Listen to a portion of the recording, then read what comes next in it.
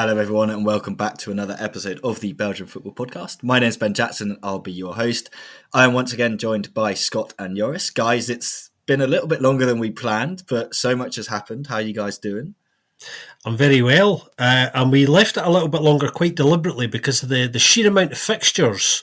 A late decision not to get together last week because we realised we'd be out of date by the time we even got to you. Such as how quickly things are moving now. We've held off for a few days, but we're back to summarise and analyse Shifting Sands. Yeah, not much great has happened, to be honest. We should have recorded last week. But okay, here we are. And I hope you missed us, not too much. Yeah, Joris is very much in stop the count mode a couple of weeks ago by the sound. So rather than doing our usual kind of going for all the fixtures, because we'd be here all night trying to recap all these matches, we're going to dive into each kind of section by section of the Belgian system. So we'll start with playoff 1, go to playoff 2, then relegation playoff, which actually hasn't changed too much in terms of there weren't as many games. We'll then talk about the challenger because we've obviously had promotions since we last met. We've had the first round of the playoffs have finished as well. We will not talk about the cup final because we have a cup final preview coming. Scott has sat down with some great guests to look forward to that. So that will be dropping later this week as well. So you may have missed us last week, but we're giving you double the dose of stuff this week. So you can't really complain, I hope.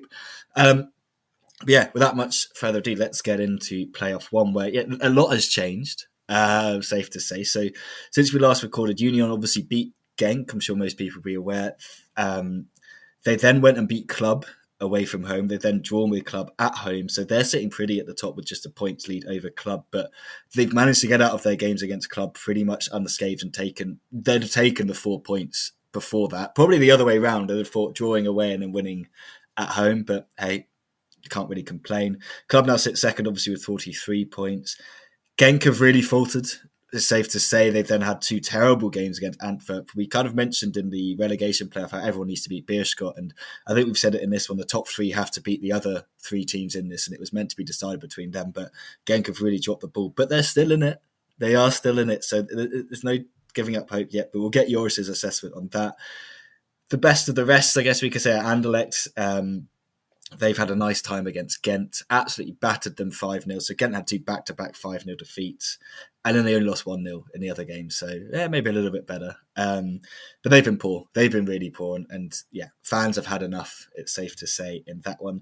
Whereas Antwerp, that kind of win over Genk keeps them well and truly in the hunt to finish 4th. Again, it all depends on the cup final in terms of which kind of positioning is going to be more important than the others. But guys, we've mentioned it. Sorry, pardon me. And I think I've mentioned it like that. Maybe this was the time Union were actually going to win the title because they could chase teams down, which they've never done before. And here we are. It's in their hands. The destiny is in their hands. But do you think it's too soon, or are they going to be like, oh no, we need to do it at the end? We're now back in our familiar position of everyone's hunting us, and the pressure's actually back on them. Or Scott, do you think there's something different about them this year that you think now that they've taken that lead that they're going to hold on to it? Well, I think the first thing to say about Union is how impressive they've been in the playoffs. There was a lot of talk coming into the playoffs around psychology, something we've been talking a lot about, and a lot of clubs had been talking about that, or specifically a lot of T1s had been talking about that in different ways, including Pocagnoli, who was quite keen to underline that, they had to get that right in order to compete. And I think they have been, up till now, the most impressive side in the playoffs. I don't think anybody can dispute that. They've been really, really good. We can talk about, some of the tactical choices in various ways, but in terms of their outputs and what they've achieved, really, really good going forward. They've been the most efficient side, which is what you have to be when you get to the stage. And I think defensively they've been excellent as well. Their defensive structure, they've looked really solid, and they're fighting for one another like there's no tomorrow. They're looking really good at the moment, and I suppose the question is just if they can continue that for another 4 games. They've managed to get their noses in front through taking those 4 out of 6 points off of club, as Ben was saying, which is a brilliant points haul to get off what was probably going to be what many people thought were the two most important ties for them.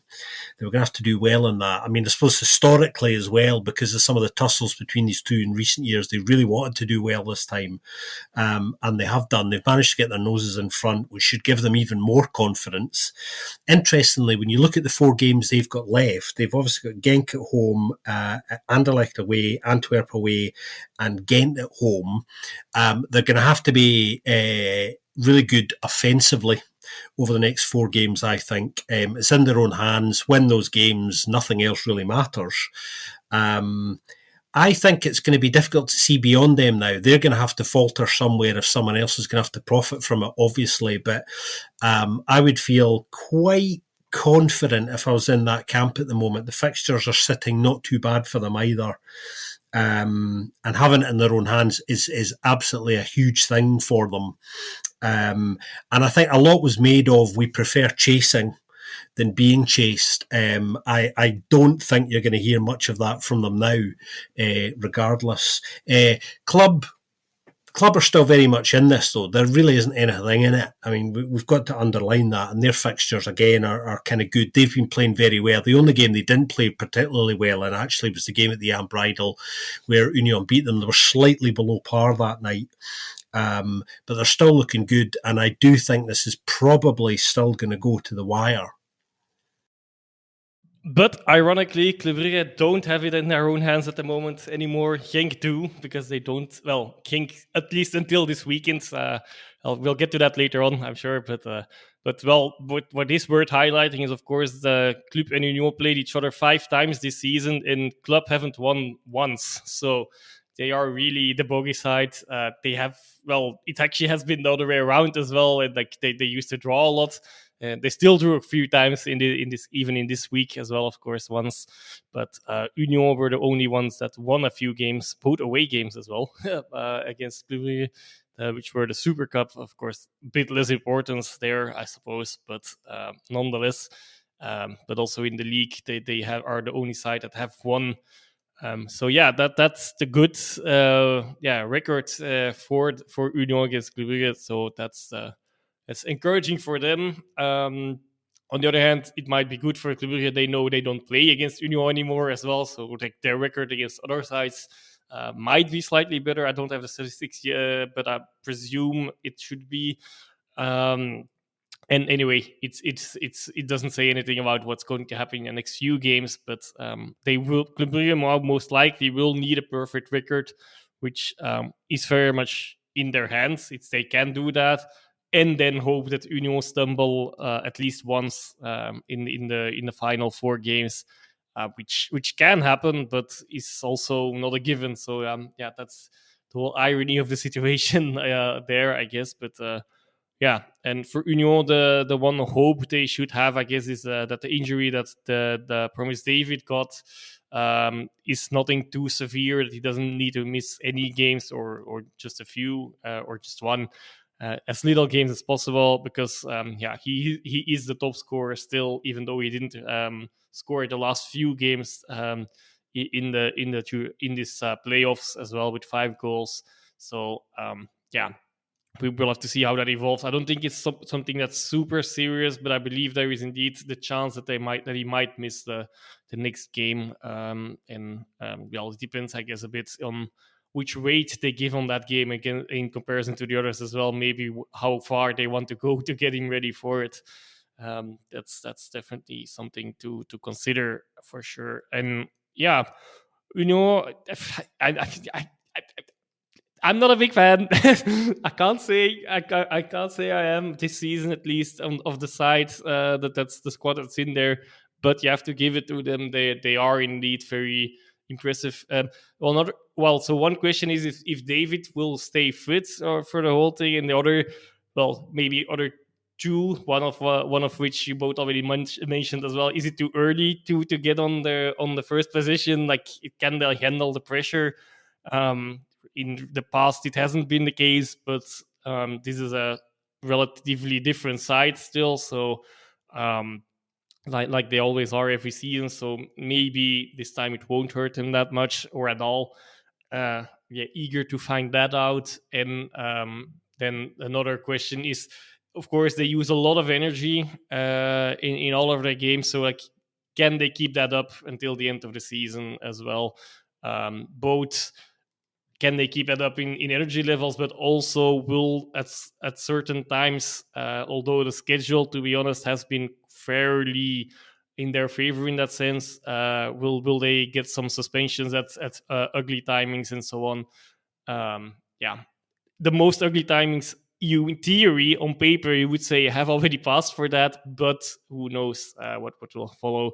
And also with these bottom sides, if one of them, some of them seem to be improving a little bit, maybe also based on the fixtures they've gotten partially, but maybe they still can also take something from some of the other three sides, from the top three sides at the moment, but that remains to be seen.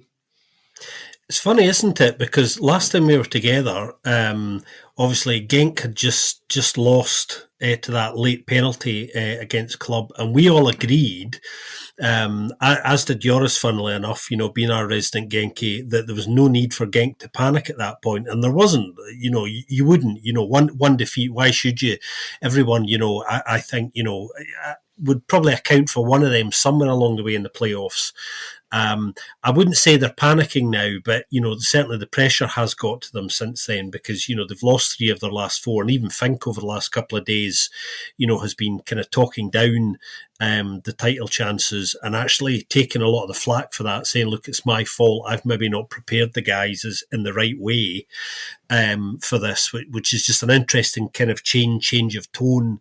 I thought they were a little bit better against Antwerp, ironically, but lost against a penalty that was just very frustrating to obviously concede, and they've had a raw deal with penalties, as Fink was highlighting as well, going against them. But it's just kind of odd the way the kind of energies sort of left them a little bit, and the impetus. It's just, pressure's a funny thing, isn't it, guys? Yeah, and I think that the game they drew, Antwerp had so many chances. Although I don't know how Balikwisha didn't die when he headed that ball in. It smacked him so hard in the face and flew into the back of the net. But yeah, I was just looking at the numbers, and I don't think this is going to happen. But if results go a certain way, I think Union can win the title at Anderlecht if results go a certain way, which would be quite funny, quite ironic in the sense of kind of if you thought of a Brussels team winning the title in the next couple of years, you probably wouldn't have thought Union, even just before we started this podcast. My theory is if they're going to win it, it's going to be like a Ross Sykes goal from a set piece, or like with his left foot, like a volley or something. It just feels like if anyone's going to win the title, it's going to be a player like that. Just they're going to be scraping the barrel, and he's somehow going to come up with the winner. But I think kind of just shifting a little bit to Anderlecht, obviously they've got a massive kind of say in the title race, because post-cup final they've got Union, Club and Genk. If they win the cup final, they might not turn up for those 3 games at all. Like, we've seen it before.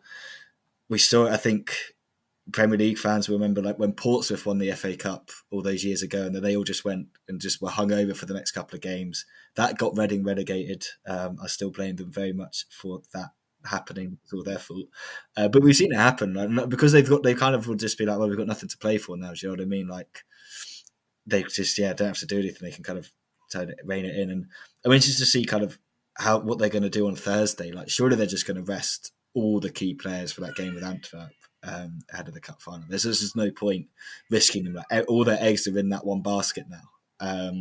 So yeah, like we said, we have got a cup final preview coming, so we won't really talk about the cup final. But if Anderlecht win, it could have a real effect on the title kind of race, and also the net race for 4th, because if they don't bother turning up, Antwerp have a great chance. But I don't know what you guys think, but I think we can kind of discount Ghent from getting anywhere near European football, and I think it's probably for the best. Well, I suppose that gives us a chance to say, how bad have Ghent been recently? I mean, I'm going to throw a hot take in here, which probably isn't that hot a take to a lot of people, and that is the chances of Daniel Milicevic being T1 for the start of next season, I think, have just gone off a cliff. We were quite critical, I think, collectively when the appointment was made, because we thought this appointment doesn't have to be made now. The timing was a bit odd. There was no reason to make it when they did, and it just felt a bit rushed. And okay, you're talking to lots of people, wait a bit longer. There was no need really to. I think the thinking inside probably was, look, let's make this appointment. It gives everybody confidence. It'll settle everyone down. They know where we are. But it's yeah, I mean, for me, there's lots of alarm bells kind of ringing there already. They're talking to people still. There was a meeting with Joris de Rock in the last few days, actually. So that's one of the many things that tells me the chances of him being there, certainly as T1 at the start of next season, have just almost evaporated completely. But yeah, I mean, kind of shockingly bad. Two 5-0 defeats, and then again when they don't play that badly in, they still lose as well. Conceding 11 in the last 3 without scoring is, it's the success, as we know, was kind of getting into playoff 1. That was the success, but it doesn't feel like that really now. No, and I want to caveat or nuance one thing because of the Jonas de Roek things. It could be that there's not that much in it because he's also just good friends with the father, Delorge, so he attended both games between Antwerp and Gent. But maybe there's more to it, of course, that's possible, but it could also just be that from what we know at the moment. But no, it's not looking good for them. They just don't score at all. Honestly, they've got 1 goal, I guess, so far in the playoffs. It was a winning goal as well, though, at least. So they won a game. That's a surprise on its own, maybe, with that. But yeah, they're not in the best of forms. That's the least you can say. And indeed, odd timing for Milicevic.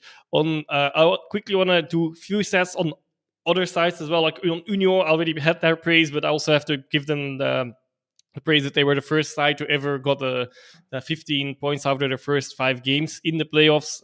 Unbeaten record still going. Unfortunately for them, the winning record has been broken now. But yeah, still going strong. That's something to mention. And of course, I'm happy that Scott mentioned the Genk and the referees not being the best of friends in the last few weeks himself as well. Because I feel a bit awkward to start it myself, but they haven't been kind to us. Let's put it that way. Well, to Genk, that's a factor, not necessarily a decisive factor, but a factor for sure, not to be discounted, for sure as well. And what else? I think I had something else, but I forgot it now. That's all right. But on Anderlecht, they now won a few games indeed against Gent, but now we actually still don't really know what that's worth. Also, so that's going to be interesting to see, and indeed they can have a crucial role still in all of the remainder of the season, and also for their own fate. We could see both titles going to Brussels for the first time in forever, I guess, as well. I guess probably once Anderlecht had got a double long ago, I guess must be probably the last time. I have no idea if that's actually the case. I'm assuming. But it could also still be nothing. Same for Club Brugge as well, of course. They are going for the double. Maybe they do. Maybe they don't get any. Maybe they get one of them. Who knows? The exciting times are coming. Yeah, could all be going to Bruges, could all be going to Brussels. One of them could be going to Genk. We just don't know. Just before we move on Ghent goal scoring woes, Gandelman's just disappeared. I don't know if you guys have noticed this. He's just completely disappeared he just didn't get any minutes. He's one of the only players with actual double figures. 13 goals last season. He's on 11 this year. Only 4 in the league, but that still puts him as third top scorer, because I'm pretty sure Max Dean is still top scorer, and he has not played since the 26th of December. So that sums them up completely. Let's go to playoff 2. We're almost getting some separation in this one. So basic summary, Standard Liège is still crap in the playoffs. They just haven't won a game in the playoffs for decades. It feels like they're useless. Dender just kind of messing around a little bit. They're ruining teams' kind of chances of getting into the top bit. They're they're in some really high scoring games though. Like the 4-4 against Leuven was just ridiculous. They then beat Charleroi 2-1 and then lose to Charleroi 4-1. So they kind of like ruined Charleroi's hopes and handed them a nice little win. Mechelen have completely fallen away. They've been on a really, really poor run of form. They haven't, since beating Dender 5-2, they've not won. So that's 4 games without winning.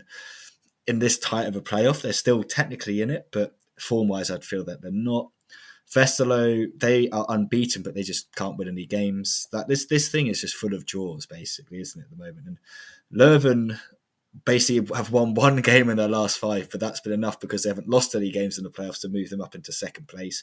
But they're just, I think, all those teams I've just mentioned, guys, that I just don't think they're good enough to really challenge any of those playoff 1 teams for an actual European spot. And I hate to talk about kind of coefficients and stuff like that, but I couldn't see any of those teams making it to qualify for a European competition. They just wouldn't get through the qualifying rounds. I just don't think they're good enough. Charleroi, I think Charleroi potentially could, but even though it'd be a massive, massive push for them to do it, they'd have to play really, really well. Stulic would have to be in really good form. They'd just have to find some consistency. So I think them being top of this little mini league thing is probably good for it. They're definitely benefiting from no Ghent being there, that's for sure.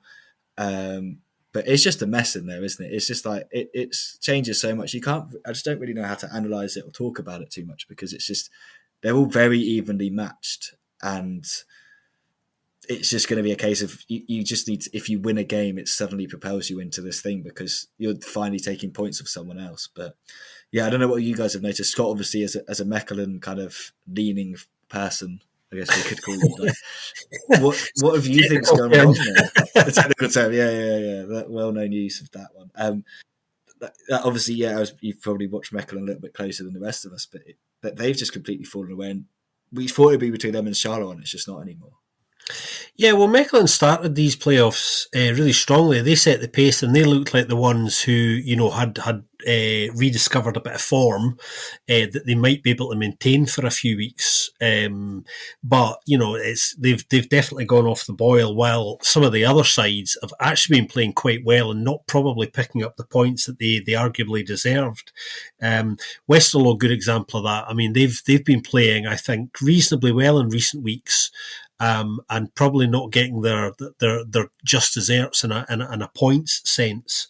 Charleroi have managed to get their noses in front now, and I think probably, obviously, virtue of being top of the playoff 2 at the moment, of course they're going to be favourites, but I think it's going to be them or Westerlo who might do it now. I think Leuven, as we know, draw too many games, although they have improved recently, 5 points out of their last 9, but which by their standards isn't too bad. Still far too many draws. The 4-4 game against Stender kind of just sums them up. They managed to score 4 goals, but still can't win the game, which is just Leuven all over. Charleroi are looking like probably the strongest side. I tend to agree with Ben. I think if they do manage to get the European place, then it's going to be dependent on a lot of factors, their form and them being a bit lucky with draws as well in terms of how things go from a European perspective. Mechelen have just gone off the boil, and I think this 5-point gap at the moment is going to be too much because I think other teams will pick up some points in there. So I don't think it would matter even if they went and won the rest of their games, to be honest. I think the tightness that started this playoffs is starting to open up a little bit, and those sides whose form has dipped a bit, I think that there's too much for them to do. Bit of Mechelen news, obviously, since we were last together. Tom Calloway has come back to his old job, replacing Tim Matthijs. There's a bit of a thing in Belgian football at the moment about people coming back to their old jobs. Not unusual, of course, in Belgian football, but some lazy recruitment going on as ever. Those very small black address books coming out of drawers. Do you want your old job back? Yeah, why not? I've done that before, that kind of thing. Tom Calloway's come back, who had a very good first period at Mechelen, so I can see why they've kind of made that offer. Can Lightning strike twice, though? I suppose that's the big question from a long-term point of view with them. He had a very good relationship with Out of Rankin as well, who obviously is no longer there. More about him shortly, of course. I think it's too much for Mechelen now. I don't think Leuven have enough. Westerlo might be able to pull this off because they're not playing too badly, and I think there still are some little twists and turns to come. But for me at the moment, Charleroi are probably favourites to win this because they are, they're doing pretty well in most games, even the games where they drop points, which gives me enough confidence to think that they're going to get enough points to get this over the line. I do agree, but I'm gonna be a bit positive for Scott. I'm quite certain that if Mechelen manage to win all games, they will become first still.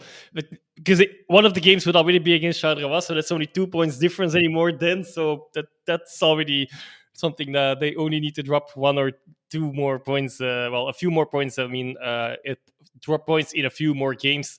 In that case, okay, of course, there's only 4 games left, but even then, I'm quite certain with how the things are going there. It really feels like some of those managers or more the boards have said like, okay, we don't want to have any winning want to award winning prizes. Prizes for winning the game. I'm forgetting the terms here, the compensation for winning the games anymore. So let's just all draw, and like a few games we need to win, of course, but like that's it, win and lose. And especially Leuven, well, they have been doing that the whole season already, so there's no prize money for winning games for those players because they have finally managed to get on that average that I was hoping for. Let's see if they can hold on. But like literally half of their games they have drawn so far, so that's 18 draws. If they manage to indeed to get to 20, that must really be some kind of record, I think. I believe in Serie A, the record is 19 because Juventus went on a long streak before this season as well, and that came up. But they're almost there, of course. So that's that. Yeah, imagine that drawing all for your games must be very frustrating as well. Like you don't get either that much disappointment or the joy of winning games as much. Although I'm sure some of those draws will have felt like either one of those as well. But also imagine Standard. They started these playoffs in top position. They fell down to the last place. So that's another side where I'm thinking like, yeah, okay, these winning bonuses, that's probably just the word I was looking for. They don't want to pay them for this playoff with like very little chance of winning anything anyway to get into Europe. So, but and okay, it might be worth noting as well, of course, that with a licensing perspective, Dender didn't get a license for European football anyway, so I'm assuming they are not really in this race anymore. Not that they ever were, but I think ironically they're one of the sides that has won 2 games, and there's not that many in those playoffs that have actually managed to do so. And Westerlo is indeed the other one, I guess. Like they are playing quite well, but even they are drawing too much. And like Charleroi actually lost against Ender, so that's why I'm still like, well, if Mechelen would manage to win all games, nothing is impossible. It does look like a tough distance to get through, and I think I would presume one of the 3 first sides, so Charleroi, Leuven, or Westerlo, will take it with the big favorites being Charleroi.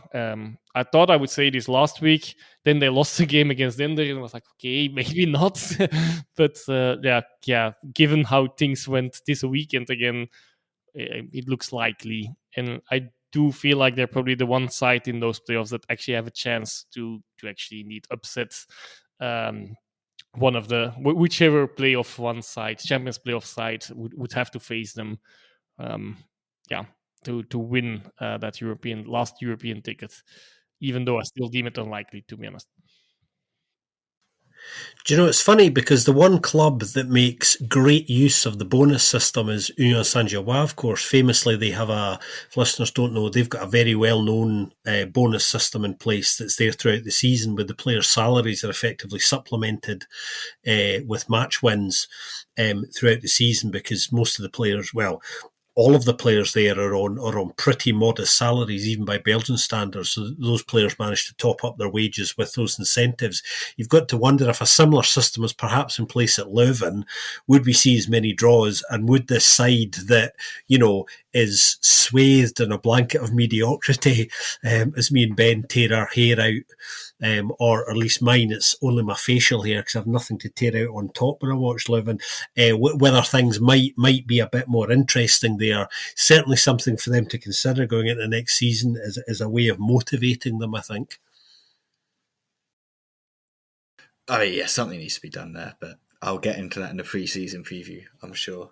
But yeah, I think I can't. The cup final is going to kind of determine how I think about what's going to happen in terms of European tickets and stuff, isn't it? Because we'll then know the distribution, we'll then know who they're likely to face, and yeah, they'll all be playing Ghent somehow, make their way in there by accident, and then they can face them. Because if they face them, they've got a great chance. Although it would be the first time in 11 years that Ghent wouldn't make European football. So I wouldn't want to face them if they get there. It's likely they might get that over the line. You just never know with that lot. But surely this team's the one that's going to ruin that run. I don't know. Relegation playoff. Last time when we left it, St. Truiden had just beaten Cercle Bruges, and we were like, oh, they're all in trouble now. Kortrijk are going to catch them because Kortrijk are playing Beerschot once again, and then they go and lose to Beerschot. So, Scott, I think you stuck a fork in them. My fork is kind of hovering. It's like kind of just like it's touching the food a little bit, like it's ready to go in, but I'm not quite ready to commit until Cercle face them this weekend. And yeah, if Cercle can kind of just avoid defeat in that one, then obviously that's Kortrijk gone pretty much. Because you'd expect St. Truiden to beat Beerschot, but I don't know. They obviously then went and lost themselves to Cercle in Franken's first game in charge, which is not a good sign, is it? I mean, it wasn't helped by Yamamoto. I mean, the first yellow card was just silly and pointless. The second one was just like, he knew as well, didn't he? Like the way his reaction, like the rest of the players were protesting, but he knew he had messed up. And yeah, you kind of always feel for a player when it's like that kind of reaction to it. I don't know. I just kind of empathise because I'm like, you've clearly just had a reckless moment where you've forgotten that you're on the yellow. You've gone in for that tackle thinking you're going to get it, but you didn't get it. But Lucas Perrin's been apparently a fantastic goal-scoring signing. Who'd have thought? Surely he must be on the most goals he's ever scored in a season now. Let me have a look. Got to look this up. Yes, he is. 2 goals is the most he has ever scored in a season. Congratulations to Lucas Perrin on that fantastic milestone. Thibaut Sommers scoring again. I mentioned him previously. He's now having his best ever goal-scoring season with 8 goals as well. And it's just been... They've come at some crucial times. He started the season really well, and he kind of went off the ball a little bit. But in the playoffs, he's really started to step up in terms of scoring goals and just putting his body out and about. So that's been quite good for them. But interesting, they made that switching goal as well. Varlason coming in for De Lange. I did wonder if they were going to do that. I think De Wolf held off for a little bit, but I think he thought, actually, no, after that 3-1, he thinks we need, I think, not just Varlason's kind of shot stopping, because I think he's a very, very good shot stopper, but maybe that kind of experience and leadership at the back. I think De Lange is still a great goalkeeper, and I think he's still definitely got a future in the league, and they signed him to that extension. So I think he might be the starting goalkeeper there next season anyway, but I think this was a case of Varlason is going to give us the best chance in these next couple of games to win the games, and I think it was the right decision. So yeah, Cercle now top of this group with 39 points, 2 points ahead of St. Truiden. If they beat Kortrijk and St. Truiden fail to win, obviously that's them safe for another season, which they've made themselves sweat, but they'll be quite happy with that. But I think this is going to go down to the wire. I think St. Truiden beat Beerschot, and I think it goes to that final game. which but it's got to be competitive in these playoffs. It's stupid, isn't it? Like what they've been more competitive since they've been relegated than they were before they were relegated. So it's just utterly ridiculous. But yeah, your guys' thoughts on the kind of the most recent match day that we had in the relegation playoff? Well, Kortrijk need the mother of all miracles. We can say that much, which isn't going to happen. I left, Ben in the fork circling. I said I thought Dr. Stork was on to possibly the greatest escape of all escapes. It was looking certainly possible.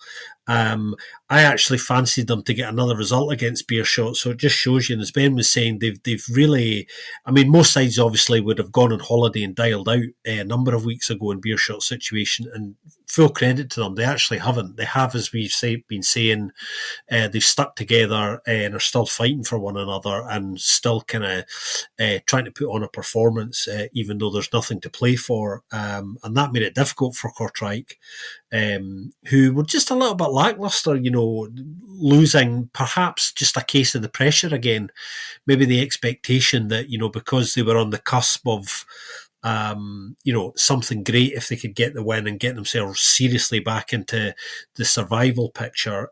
Maybe just that pressure of not being able to win the game. But Beerschot have been tricky, particularly, if you're playing them away. If you go to Kiel, they've been a tricky proposition, actually. They dig in really hard there and make the most of their home advantage sometimes, even if they do still kind of drop points in games. I agree with Ben. I think it is going to go to the wire. Obviously, it's a straight shootout between Cercle and St Truden for who's going to save themselves outright and who's going to face the Challenger Pro League side. Wouter Rankin's been talking a lot over the last few days about resilience. He said the side doesn't lack talent, but it does lack resilience and a bit of fighting spirit when things go against them. The heads dip far too easily, and I suppose essentially saying they tend to chuck it. And I think that's true, and that's the one thing when you're in this cage fight you absolutely cannot do. It's all about personality and character, and there's plenty of personality and character in that St Truden squad, but not necessarily of the sort of metal that perhaps you might want. It's going to be interesting. I thought a while ago I was fairly confident Cercle were going to be all right, and then I pivoted and thought, no, I think they're actually in real trouble here because they can't score goals. They've stood up a little bit, but I think, as Ben was saying, I do think it will go to the wire. I do think St Truden are the ones who are going to finish in the playoff spot. I think Cercle will save themselves outright. We shall see whether I'm right or wrong shortly. I'm also gonna call it now. If Sint-Truiden don't manage to win this weekend, they are going down to go down directly still, even despite all odds. Because then it really goes to the wire with three sides, probably, potentially, if Kortrijk, of course, needs to get their results. But if Kortrijk managed to win against Cercle, I guess they can't overtake Cercle anymore because the league positionings in the regular season. But they might be 1 or 2 points behind of Sint-Truiden. That would be fun, to be honest. At least some fun in these playoffs. But it's not very likely. On the other hand, it could just, and it's more likely that this weekend that is decided, and at least that decided that Kortrijk goes down. Of course, then it would also go to the wire for the other game, regardless of any of the results in the Cercle Kortrijk game as well. But yeah, I'm gonna still call it. If they still have a chance, they will get it, but they might not get that chance, and they might have thrown that away in the last weekend, of course. But yeah, it's an odd situation, anyways. But it's already a miracle that we're still talking about them having a slight chance. And actually, if they would have just won that game, everything was really still possible. Now, it's not very likely, indeed. It's interesting because I think there's a really, really quite interesting dynamic here. You've got a Cercle side who are physically generally very good and have a good team spirit about them, who really struggle to score goals and have done all season, as we know. And you've got a St Truden side who there is some talent in there, as Franken was saying, particularly in offensive areas that they can score goals. But as Franken himself was saying this week, there's a fragility to them as well, that if things go against them in a game, the real positive things that they do have going for them tend to just kind of go down the plug hole as well. So it's kind of ironic in some ways that the side that is struggling to score goals and continues to do that might save themselves outright by virtue of being physically the better unit and having the better team spirit, which, in a dogfight like this is arguably more important than whether, your offensive players kind of turn up or not, because generally for St. Truden, they actually haven't been. And also interesting, maybe, I think Kortrijk would have either done really good, well, or very bad in Europe playoffs, because they are the side with the least of draws, and that's the difference between Cercle and Sint-Truiden and them, to be honest, because they all won the same amount of games at the moment, but they just have a lot less draws.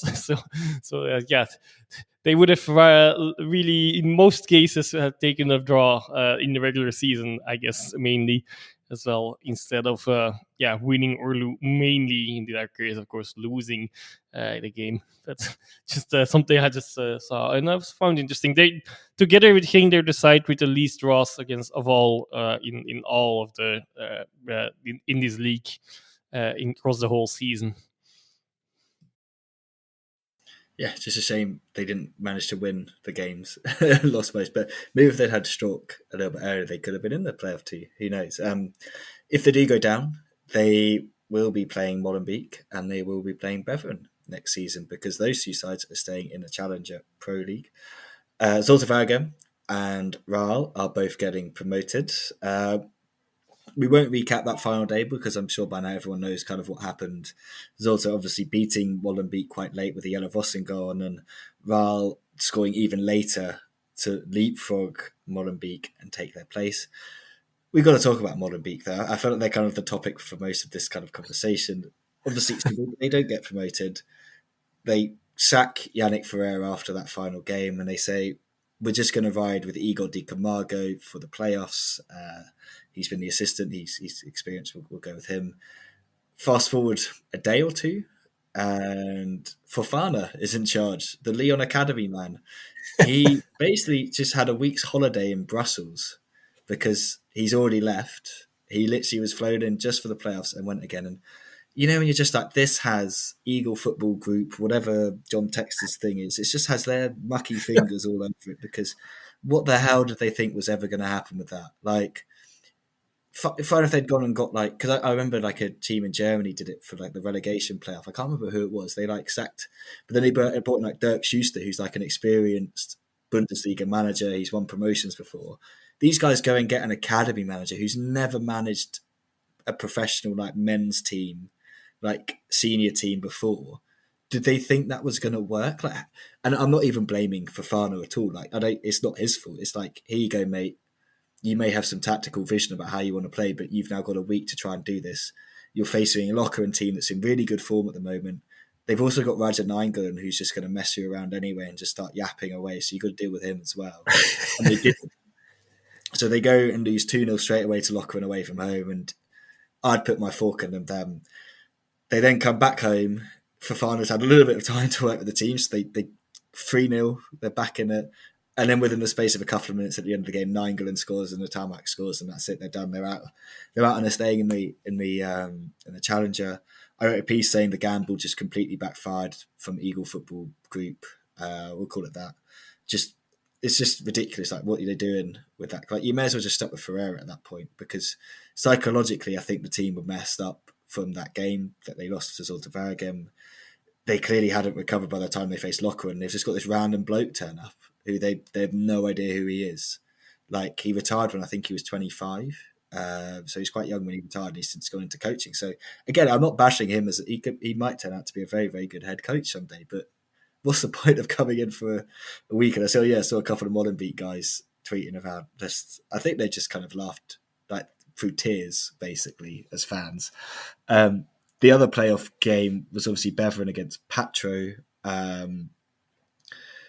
Beveren kind of they were still in it after the first leg, but then the red card for Christian Bulls in that second leg kind of messes their kind of chances up, and they end up losing. So we've now got a final between Patro Isden and Lokeren. One of those sides doesn't have a license. The other side probably shouldn't have a license, and if they do, it definitely needs looking into. So we've got this situation where there's the two teams that might get promoted. And for those that don't know, Lokeren, they don't have the license for the top flight. Liège were going to challenge it legally. Nothing like the Pro League, or they can keep playing on appeal or whatever it was. Clearly thinking it's fine, they'll lose to Molenbeek, we won't have to deal with this. They've now won. They could very easily beat Patro. Like, they've got some good players, and we were talking like they're in very good form. They've gone from relegation battlers basically this season to being in with a chance of promotion. It's been an incredible turnaround. But suddenly the Pro League are looking at this like, oh crap, we might actually have to deal with this situation, because if they win, they'll then face Centurion or Kortrijk, and they could beat them. Like, they've just kind of, it really could happen. And then with Patro, they're up for sale, because I think the owners probably panicked and realised, oh crap, if we go up, I can't keep running this the way it is, because there might actually be some scrutiny on things. So basically, it's a farce in the Challenger at the moment. It's an absolute mess. But Zulte Waregem are back. So welcome back to Zulte Waregem. Congratulations to them on making their way back. RAL are also there. Most people will have no idea who RAL are. But don't worry, we will have a solution for that. And that will all be revealed in a few days, a few weeks, a few moments' time. Who knows? We will reveal kind of what our plans are for that to kind of shed some more light on what's going on over there, because it is a really interesting story, and it is pretty crazy that they've been promoted, and we'll talk about their chances and stuff over the summer and that sort of thing. But congratulations to those two teams. It was a great kind of final day for sure. I thought it'd be a Beveren. I thought Beveren would make the final. I could see, like the moment it was Molenbeek, I was like, I could see Lokeren beating them because of the way they mess around, and that is what happens. But I don't know, Scott, you've obviously watched a lot more of these teams than I have, than Joris probably has as well. But who do you fancy in that playoff final? Because my money at the moment is on Lokeren, just because of the whole story around them. And they've just got some players that seem to be able to, they just got the players, and they've got kind of this kind of, there's something going on over there, basically. That's what it feels like. Well, it's interesting. You've summarised, the overall context really, really well there, Ben. I think if you're sitting in that Lokeren camp just now, you're looking at the situation and you're licking your lips here a little bit, because you're going to fancy your chances because you're in good form. But I think this licensing situation and the potentially kind of apocalyptic conversations that would have to go on behind closed doors should they beat Patro, and what might have to be put in place for eventualities there in itself is probably motivating enough. For that Lokeren squad, really extraordinary. I think as a club, I'll just kind of put it out there, I don't think they've behaved in a very professional manner as a club over the last couple of weeks. I think they have kept very quiet about the fact that they knew exactly what they were doing. They didn't apply in time for a licence for 1A because they knew they wouldn't get it. Then they got into a situation where, the playoffs might be a possibility. We might have to do this due procedure. So they do it. Don't get it. They then use their right of appeal, which allows them to play these games and get themselves into this situation.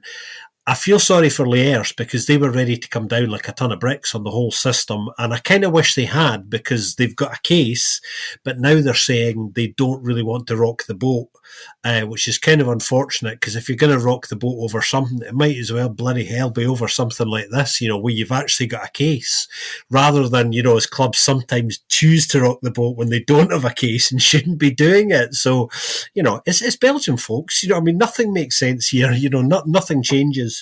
I think Lokeren probably are favourites for me. Patro's, Ben, were saying Patro are now publicly up for sale. It's been long known privately for quite a while, probably about a year, maybe even longer, that they were willing to sell. They can be bought for a fee in the region of €8 million. Apparently, that would be enough to get the deal done. I'm not entirely sure how attractive they are to anybody or anybody with genuine intentions. They're probably attractive to some of the slightly shady characters that we've seen lurking around in Belgium. Unfortunately, on Molenbeek choking is one of the stories of the last few weeks for me. You go into those final 3 weeks of the regular season, and they needed one win from 3 games to do it automatically, and they couldn't do that. I mean, wow. I mean, and then obviously they have the playoff game where, as Ben was saying, they go 2-0 down in the first game. Much like Ben, I had my fork in them at that point as well. They then turn it around, only to blow it within the final 5 minutes of that game. Spectacular implosion. Disastrous for John Textor, I have to say, in a financial sense. It was really important because of implications. Let me be clear, Molenbeek are not going to take down Lyon, but Lyon have serious financial problems of their own, and Molenbeek being in the Pro League was important for a whole host of reasons, particularly in terms of being able to flip players and player signings from a Texter point of view. So that does have real implications for his footballing network, on a wider sense. So that's really interesting. But another season in the Challenger for them. Congratulations to Zulte, they got it done. Congratulations to Jelle Vossen, who we're going to see for another season. I'm not sure why, in a way, though, because he's been on a very lucrative contract, which they're going to keep him on. That money probably could have been better spent, but it is what it is. He's a club hero. It was always going to be difficult to say no to that. Although I think I might have as sporting director. It's not the smartest thing to do. For those who don't know, actually, Zulte's CEO is the youngest CEO in Europe at present. He's 21 years old, and he's the son of the club's owner. So that probably factored into some of these conversations as well, a little bit of sentimentality there. RAL have been promoted as well, as Ben was saying.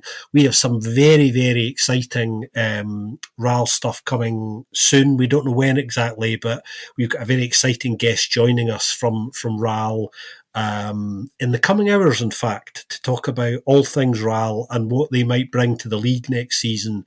So we'll have a juicy RAL special coming your way. Keep your eyes peeled for that at some point. But yeah, it's been an exciting end to the Challenger Pro League season, and I'm just a tiny bit disappointed, much like Ben is, that we're going to see Lokeren and Patro in this final for the jump off, because I don't see either of those sides personally beating whichever Pro League side they face. But I've been wrong before. You've definitely been, but the Molenbeek story is indeed crazy, giving it away in the final minutes against Zulte Waregem. In that game, they get 3 of their starting 11 central defenders, 3 of their 4 defenders suspended for that first game, which they then lose. They seem to escape, like you already mentioned, and then they managed to give it away nonetheless, and that all with, of course, all the circumstances going on around the club as well, and with the managerial change and everything, as Ben was touching on, and really well explained well. Yeah, interesting. You almost got away with it, even as well. At least in this fixture, would have managed to get through further. Who knows? But yeah, we will never know now. Indeed, yeah. And Patro Sint-Truiden derby for that in the playoff final. At least that would be something to watch out for, although I don't want that because at least one of them would be in the league then next season, and I don't want that. but that's a personal comment. Yeah, of course, the Loke, that's also even potentially even worse for indeed getting the whole structure and the whole legal casing going on again, and how far down you need to go. Is it the side that lost in the final in that case to them, or is it the side that didn't get in to play the playoffs because of them, or the side that lost because now in the playoffs against them? What a mess, regardless of what it will become. But yeah, Pato is also just a madhouse, literally. So it's like choosing the lesser of two evils, I guess, in a certain way. But yeah, indeed, congratulations to Zulte Waregem and to La Louvière to really make it into the Pro League now. La Louvière also with a new stadium. I'm still a little bit skeptical because with the new stadium they have a synthetic pitch, but I've got it on good source that it's a lot better than and a lot more advanced, more advanced technology than the one Sint-Truiden actually have. So I'm still skeptical, but at least a little more hopeful that it won't be as bad, at least as that pitch. Plus, I mean, we've also seen other pitches in the league, and especially during winter, which are not necessarily better either for anyone, I guess, even to play on. But that's a topic on the side already, of course. Looking forward to find out more about La Louvière. I've seen them latest they were in the first division when I was little. So I think the last time they were in the league is not to spoil too much of the episode, I guess already, but must have been by the late Nillies, I guess, somewhere, or maybe middle of that. They were the small but sympathetic club then, so I hope that's still the case. And if I'm not mistaken, that's 3 promotions in 4 years for them now as well. So, well, either on sportive merits or sometimes probably because of other sides not wanting to promote or not being able to promote as well, and them wanting to come back. But will be interesting to see how all of that develops. I have to admit as well, though, I saw their celebration in front of the town hall, and it looked a little sad. To be fair, I have to admit, can't say anything else than that. So I hope we will still have that episode after me saying that. But there's a lot of potential there. Let's put it that way, then. Yeah, they're a really interesting club. I obviously, in preparation for the recording of the special episode with our guest, who will be revealed shortly, we won't do it here. We will do it very, very soon. I've been doing a lot of research into the club, and you'll find out a little bit more about the rise of RAL on the episode. But it's a pretty extraordinary story.